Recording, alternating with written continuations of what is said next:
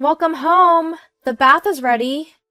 I'm hungry, so the bath will be after. Prepare me dinner. Sure thing. This has been the same old conversation between me and my husband for decades. My name is Karen. I'm a 59-year-old homemaker. I time the preparation of the bath and dinner to coincide with my husband's return from work. Since it's not always clear which he'll want first, I have to have both ready. Hey, bring some tea. When he says that, I simply respond, sure thing, and prepare the tea. I've been living this life for nearly 40 years, so for me, it's just as usual. I got a job right out of high school, met my future husband, who was my boss at the time, and we got married. Being the youngest of 4 siblings with 3 older brothers and with my parents getting on in years, I wanted to get married early to give them some peace of mind. Plus, I was working in an office, but frankly, it wasn't a good fit. As someone with no higher education, I was worried if I could get another job. So, getting married and retiring seemed like the best option for me. When my marriage was settled, my parents were overjoyed and shed tears of happiness. Not long after my daughter was born, they moved into a nursing home, leaving me the family home. I thought my prideful husband would oppose moving into my childhood home, but he figured it was better than renting, so we renovated it and moved in. He hardly did any housework or childcare, but the fact that we raised our daughter comfortably until adulthood is thanks to him. So I thought it was only natural to devote myself to my husband. Until I saw that thing. With our daughter married and moved out, it's just the 2 of us in this house now. Our daughter, who lives nearby, checks in on us often, probably out of concern. She says she plans to continue working until she has kids. In our time, it was common for women to quit their jobs when they got married, but it seems times have changed. When I told her how impressive it is that she's doing all the housework for her husband and still working as she always has, she looked puzzled. What are you talking about? We split the housework. Her husband, having lived alone before, can clean, do laundry, and cook. I knew he was capable when it came to work, but didn't expect him to be skilled at housework too. It's quite different from Dad. She laughed as she said that. It seems that her husband, as well as her father-in-law, are good at doing housework. Indeed, a far cry from our household. It was a shock to me, who had always thought it was natural for my husband to not do housework. By the way, Mom, I have a favor to ask. Turns out, she knows someone who runs a housekeeping service and is looking for more staff to expand the business. Mom, why don't you give it a shot? When she asked that, I was taken aback. I hardly have any work experience. I've never worked a day since I got married. Considering my age, I didn't think about working now, but when I heard that many people like me were working, I became a bit interested. All right, I'll go and listen to the details next time. My daughter said that before she left. That night, when my husband came home, I told him about my daughter's visit and the home help service job. He looked at me incredulously and said, "You can't possibly go to work." After a pause, he added, "Karen, I have a business trip the day after tomorrow, so prepare my stuff." Another business trip? You've been having quite a few recently. Can't be helped. It's part of the job. In the past few years, my husband's business trips have become more frequent. He used to never go on them, but now it seems like he's gone at least once a month. And of course, I'm the one who prepares for his trips. I was also preparing for this trip, but due to the bad weather lately, the laundry didn't dry properly. I had forgotten to add one of his spare dress shirts. This had never happened before, and I thought it might be because I was getting old. But I couldn't embarrass my husband, and I thought I might still have time. So, I called my husband, who had already left home. I called his cell phone several times and even sent an email, but there was no response. Then I realized that he had left his cell phone at home in the bedroom. My husband, who is not very interested in cell phones, occasionally forgets it when he goes to work. He doesn't seem to have much trouble because he doesn't go out much at work, but I suppose it's a different story when he's on a business trip. In a panic, I called his office. The person who answered was one of his subordinates. When I told him that my husband had forgotten something for his business trip and I needed to contact him, he said, "Business trip? Please wait a moment." Which made me wonder. Even though he's a direct subordinate, he doesn't know about his boss's business trip? As I was thinking this, I was told, "I'm sorry, he seems to have gone straight to his business trip destination without stopping by the office." I asked about my husband's business trip destination and his companion, but they said they couldn't disclose that information. I was told something about the company's confidentiality obligation, and I agreed to have them tell my husband about the forgotten item instead. After a while, I heard a car stopping outside, and the doorbell rang. It seemed that my husband had come back home because he had received a call from the office. I apologized to my husband and handed him his dress shirt and cell phone. When I saw my husband off outside, I saw a woman sitting in the driver's seat.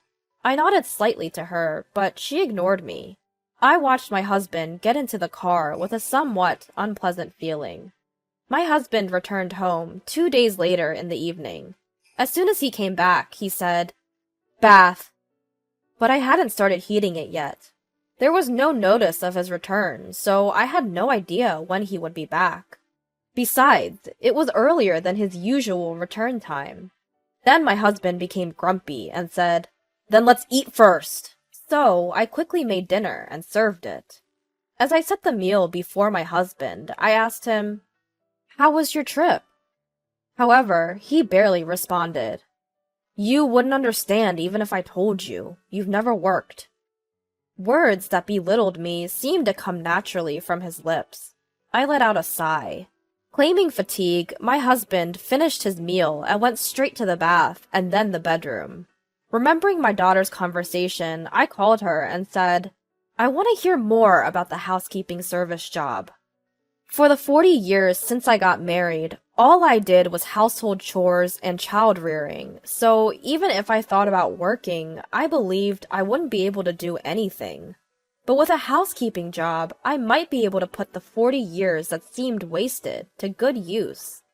With my daughter out of the house and my time alone at home increasing, I also wanted to have a bit more interaction with people, so I decided to give the housekeeping job a shot. My husband was against it, but I obtained his approval by ensuring that I wouldn't be out of the house when he's home, and that I would continue to keep the house clean as usual.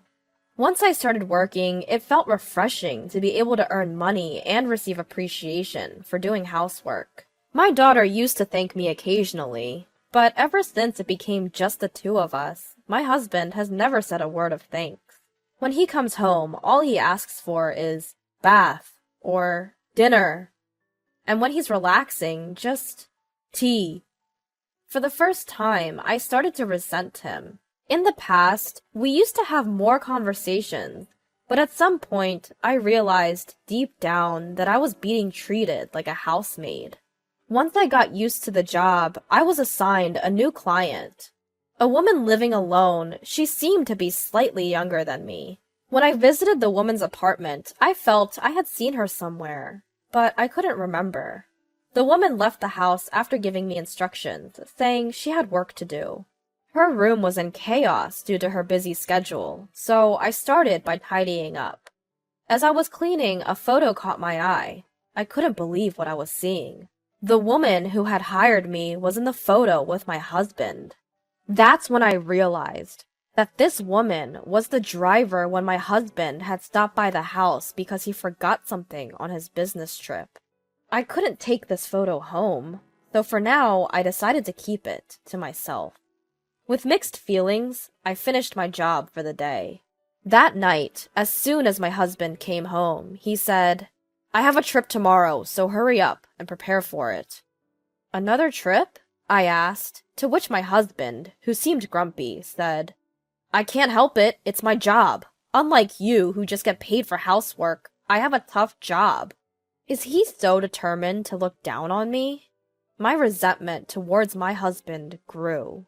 On the day my husband left for his trip, I steeled myself and entered his room. I had never imagined the day would come when I would suspect my husband of infidelity, And I guess my husband thought the same, because I found evidence of his infidelity quite easily. He had the same photo that I had seen in that woman's house. Inside his drawer, there were numerous photos, and I discovered letters from his mistress. Letters that read things like, "My wife is just a housekeeper. I'm so happy when you tell me you love me." Her name was on them. It confirmed his infidelity. I hastily consulted my daughter. Luckily, it was her day off, and she said she would come immediately. When I told her everything, my daughter was even angrier than me. "What do you want to do, Mom?" she asked. For the first time, I realized I had a choice. So I told my daughter that I wanted to get a divorce. Even though all I know is housekeeping, the fact that my husband called me a mere housekeeper ignited my anger more than it brought me sadness. I was betrayed by the husband I had devoted myself to. With that in mind, I wanted to be away from him as quickly as possible. My daughter offered that if I felt that way, I could move out and live with her. But I felt guilty about involving her husband, and above all, I own this house.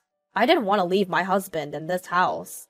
But I thought moving out might speed up the divorce, so I started to prepare to move and rent an apartment. My daughter found a lawyer, and I seriously started to take steps toward the divorce. A week later, I consulted with the lawyer, gathered the evidence, and wrote the divorce papers. I brought it up to my husband when he came home. "I want a divorce," I said. He scoffed. "Out of the blue? What will you do after the divorce? You've barely worked a day in your life. You think you can survive on your own?" His words hurt, and holding back tears, I replied, "Even so, it's better than living with someone who's cheating on me." He laughed. "Cheating? What are you talking about? That's not cheating. She's my lover. In other words, she's the main one and you're just the housekeeper. You didn't notice for over 10 years and now you suddenly care? If you hadn't noticed, you could have lived here without a care in the world as a housekeeper. What a pity." He didn't even deny the affair. Was he really this terrible of a person? When I presented him with the divorce papers, he snatched them, filled them out without hesitation, and shoved them back at me. "I'm ready for a divorce anytime. I'll give you until tomorrow. If you're getting a divorce, leave this house," he said, and went to the bathroom. The next morning, for the first time in decades, I broke my routine. I didn't prepare breakfast or lunch for my husband, nor did I wake him up. I left the house early in the morning. He usually wakes up at 7. I left before that and went to a local diner. How refreshing it was, taking breakfast in a sparsely populated diner. The scene before me was so extraordinary, it felt somewhat beautiful. After a while, my cell phone started ringing several times. It was from my husband. Not the type to text, he usually prefers to call. Chances are, if I answer, he'll just end up berating me. Ignoring him, I turned off my phone. After relaxing at the diner, I went to the local office. As soon as the office opened, I filed the divorce papers. While my husband was at work, I decided to go home and pack up my stuff. But surprisingly, my husband was still at home. "Where the hell have you been? It's your fault I'm late. I can't go to work now, so I've said I gotta go to the hospital and take the day off." Well, it's not surprising a man who's never woken up by himself can't do it now. But taking the day off work, just like that. What an idea. I didn't feel like arguing with him, so I just ignored him and started packing. "Ah, so you've decided to leave. From now on, I'll invite her over." Her must be his mistress. Is he planning to kick me out and live here with her? The moment I heard that, I reached my breaking point. "So, you've been making a fool of me all this time. I've already consulted a lawyer. Be prepared, because I will definitely claim compensation for the affair." At this, my husband just laughed. "A lawyer? I can hire a competent one anytime. You don't stand a chance." I was so frustrated being ridiculed like this, I was about to respond. Suddenly, my husband clutched his stomach and crouched down in pain. I wondered what was wrong, but it seemed like he was really in pain. For a moment, I thought of leaving him like that, but if I do, there might be repercussions against me. Seeing him in such pain, I called an ambulance. The ambulance arrived quickly. I answered their questions and watched over my husband. It was decided that he would be transported to the hospital. One of the paramedics looked at me and said, "Ma'am, you should get ready too." But I responded firmly, "I can't. We're strangers now." The paramedic looked puzzled, but perhaps sensing something, they transported my husband without me accompanying him. At that moment, my husband's face was pathetically funny. When I contacted my daughter, she agreed to go to the hospital. It seems my husband will be hospitalized for a while. I only heard that his life was not in danger, but didn't ask for more details. After all, he's a stranger to me now. It'd be a problem if I develop unwanted feelings. I told my daughter, and she understood. While continuing to pack, I found another photo of my husband with his mistress. Shockingly, it was hidden in the living room drawer. In that drawer were our wedding rings, and I couldn't tell if my husband had intentionally left it there or not. But realizing I hadn't noticed it until now, I felt something was wrong with me. At the same time, anger bubbled up within me again. I thought about leaving this house, but I wasn't going to let it end with me just walking away. My husband wasn't around, and I saw this as an opportunity to act. I moved all his belongings to a rented storage unit. Half a month later, when I started living in a new apartment and finished my work for the day, I found my phone filled with missed calls from my husband. As I was about to drop my phone in surprise, another call came through. I reluctantly pressed the answer button. "Hey, where are you right now? Why can't I get into the house?" My husband's voice echoed. It seemed he had been discharged from the hospital and had returned home. I laughed. "Congratulations on your discharge. That's no longer your home, so why don't you go to your mistress's place?" "What do you mean?" he shouted, but I didn't back down. "I sold the house. You seem to be mistaken, but the house was in my name. I can do whatever I want with my belongings, and it's none of your business. Besides, I've graduated from being your housekeeper. We're already divorced, so do whatever you please." Divorce? He must have forgotten about signing the divorce papers half a month ago, or maybe he thought I wouldn't really go through with it. He seemed bewildered, but I hung up. Later, I claimed damages through a lawyer from both my ex-husband and his mistress. My ex-husband had boasted he could easily hire a competent lawyer, but given the evidence and duration of the affair, no lawyer was willing to take a losing case. Thus, I was able to secure a significant sum of money. From what my daughter heard from my ex-husband, his affair was apparently well known within his company, which made sense considering the reactions I got when I called his workplace. In reality, he wasn't on business trips, but vacationing with his mistress.